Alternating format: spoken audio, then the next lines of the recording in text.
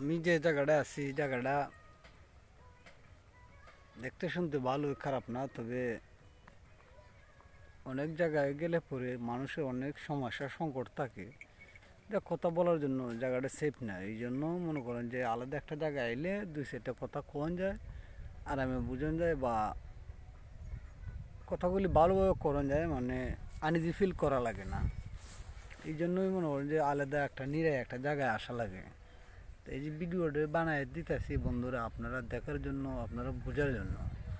কারণ মানুষ কতজন কত সমস্যায় আছে, এই ফেসবুক লাইভে নাইলে মা এগুলো বোঝা যেত না।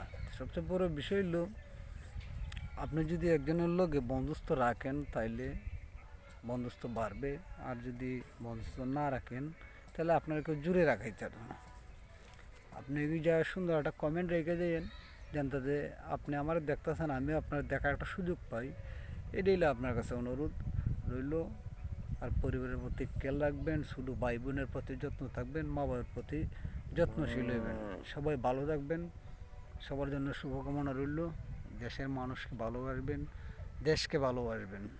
I love my country. সবাই সুস্থ থাকবেন।